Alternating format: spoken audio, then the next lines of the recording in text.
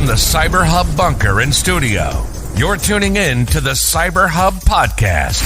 And now for your host and CISO, James Azar.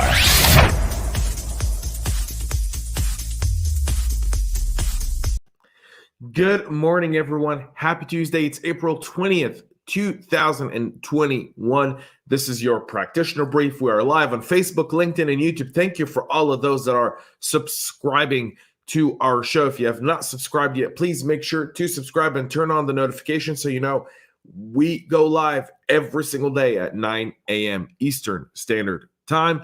We've got a lot of things to talk about today, from the Geico data breach to another supply chain compromise, activity by North Korea, a Facebook controversy of sorts, and ad servers that are targeting normal internet traffic for malicious activity.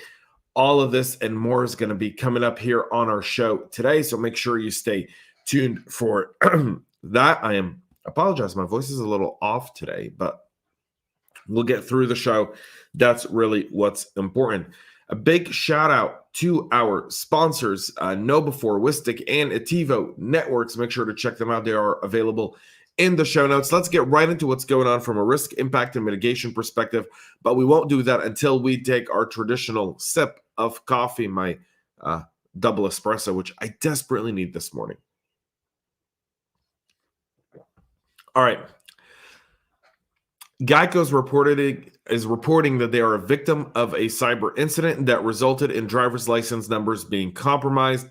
Geico, which is owned by Berkshire Hathaway, is the second largest car insurer in the U.S. The breach notification itself, which was sent to impacted individuals, reveals that between January 21st to March 1st of this year,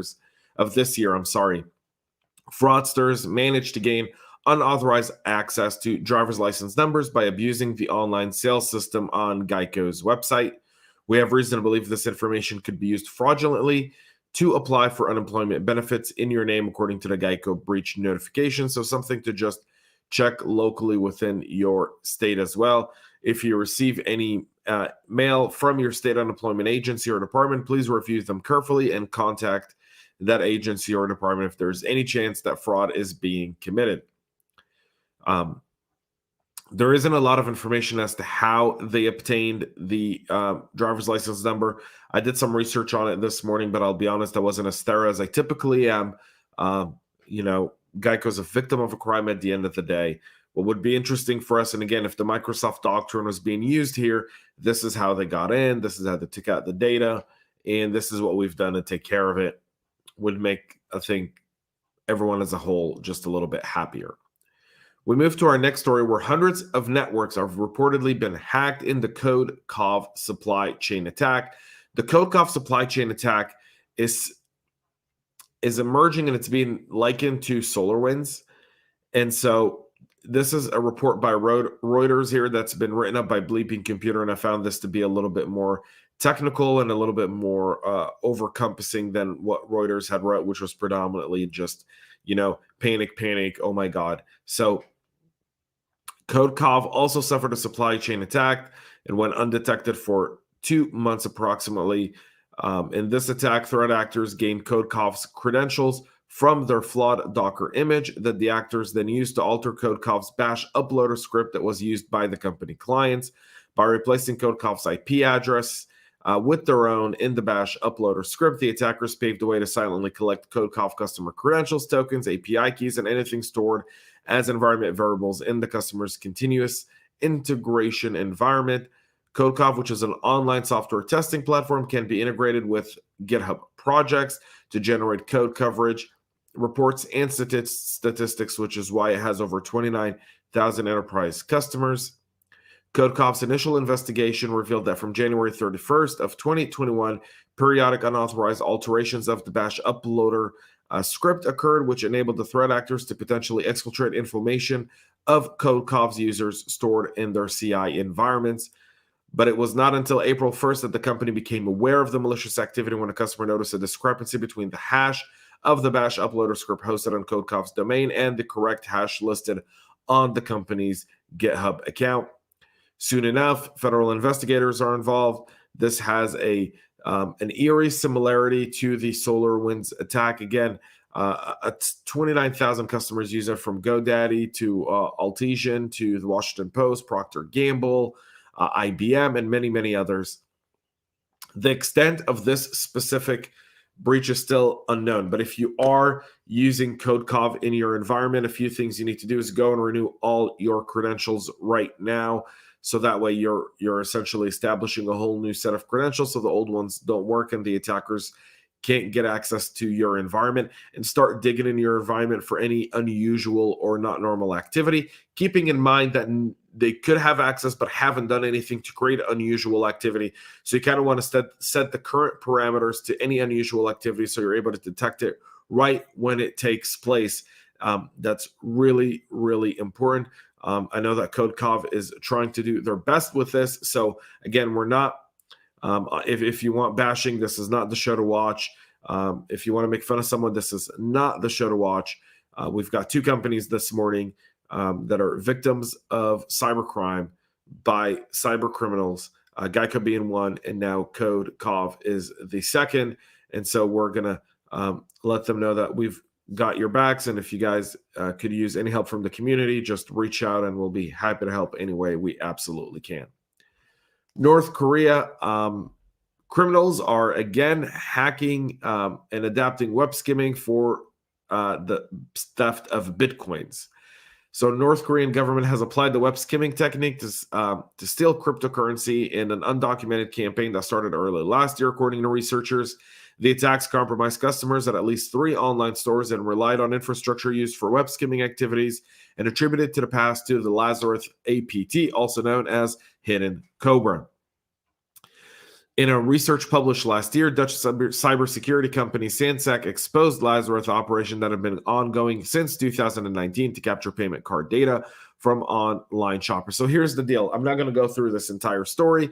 We all know that North Korea is inevitably a threat actor when it comes to this. North Korea is under heavy sanctions. They don't have money. Therefore, they're going to go after financial crime transactions.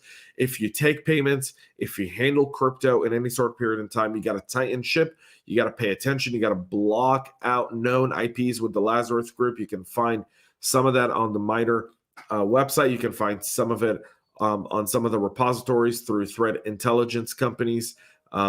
So make sure you check that out. That's really, really important. This stuff is going to continue to go on. North Korea needs money in order to survive, and this is a way for them to do it. In a story that frustrates me, I think, more than anything else, and I kind of wanted to talk about it because I constantly talk about transparency, and I feel like stories like this really do set us back as an industry. So an internal Facebook email reveals an intent to frame data scraping as normal or a broad industry issue when it's a Facebook issue. So, and if you disagree with me, let me know in the comments. You can shoot me an email. You can go to cyberhubpodcast.com and let me know there as well. But an internal email accidentally leaked by Facebook to a journalist has revealed that the firm's intentions to frame a recent data scraping incident as normal and a broad industry issue. We've obviously over the last few weeks, I didn't really cover it because it's not news to me, folks. It's 533 million users is information who was posted online is not news to me because it doesn't create any risk impact or it doesn't create any risk for my organization unless someone uses Facebook as a single sign-on to the company, and we don't allow that. So as a general rule of thumb, it doesn't exist. Now, my challenge here with this story is the fact that they're trying to frame data scraping as something to be completely normal. In an email thread that was published right here by ZDNet, you can see that the forwarded email with the response is, we're going to say that this is a normal thing and we probably expect to see a lot more of it. And we're going to start planning it in your head so that when you see data scraping from news from Facebook, you go, another one, whatever. And, whatever that is.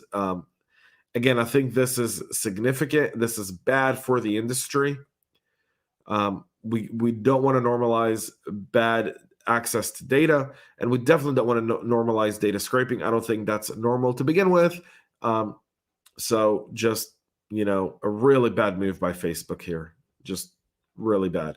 And our final story of the day before we wrap up the practitioner brief, 120 compromised ad servers are targeting millions of internet users. An ongoing malvertising campaign tracked as Tag Barnacle has been behind the breach of more than 120 ad servers over the past year and has sneakily injected code in an attempt to serve malicious ads that redirect users to rogue websites and then exposing victims to scamware or even malware. And unlike other operators who set about their task by infiltrating the ad tech ecosystem using convincing personas to buy space on legitimate websites for running the malicious ads, Tag Barnacle is able to bypass that initial hurdle completely by going straight for the jugular mass compromise of ad serving infrastructure, according to Confident security researcher Ilya Stein in a write-up on Monday. The development follows a year after the Tag Barnacle actor was found to have compromised nearly 60 ad servers in April of 2020, with the infections primarily targeting an open source advertising server called Revive. The latest slew of attack is no different, although the advertisers appear to have upgraded their tools to target mobile devices as well, pushing campaigns into iPhones and Androids. And you can see some screenshots here of what that looks like. If you've seen any of this stuff, make sure to put out your antivirus and activate it, and then scan your phone and then restore. It's really significant.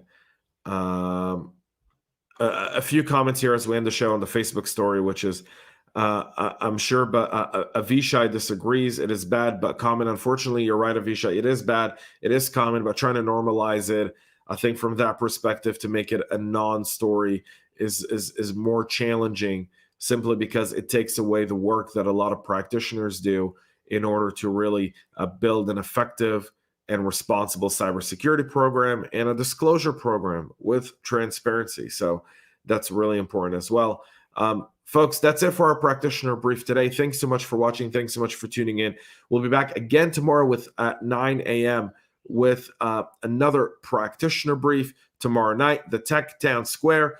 Thursday, a drop of the CISO Talk podcast with Ron Green, the CISO over at MasterCard. Next week, the ATP Cyber FinTech Challenge on Tuesday, so you don't want to miss that. That's going to be awesome. I'll be live from Atlanta Tech Park as I moderate and host the event for the day.